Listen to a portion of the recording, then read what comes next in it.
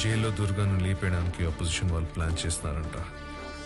ఇంకా వాడితో మనకి ఏదైనా పనుందా? అయ్యో మావయ్య, ఇప్పుడు పనంతా వాడితోనే ఉంది మావయ్య.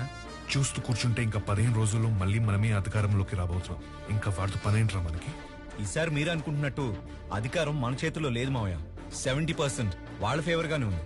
ఆ విషయం నువ్వెలా చెప్పగలుగుతున్నావు? ఎలక్షన్ సర్వే రిపోర్ట్స్ అన్నిట్లోనూ మనకంటే వాళ్లే స్ట్రాంగ్ గా ఉన్నారు మావయ్య.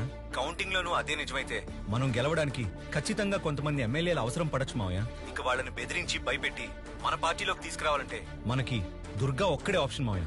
And he is the most powerful weapon we have today. అలాంటి వాడిని ఈ టైంలో వద్దనుకుంటే మనం ఫామ్ చేయాల్సిన గవర్నమెంట్ ని తీసుకెళ్లి వాళ్ళ చేతిలో పెట్టిన వాళ్ళం అవుతామేమో. ఎలక్షన్ రిజల్ట్ డిక్లేర్ అయ్యే వరకు జైల్లో మా వాడి మీద ఒక దెబ్బ కూడా పడడానికి వీల్లేదు. ఆ సంగతి నాకు వదిలేండి అయ్యా, నేను చూసుకుంటాను. కానీ మీ వాడిని ప్రొటెక్ట్ చేయాలంటే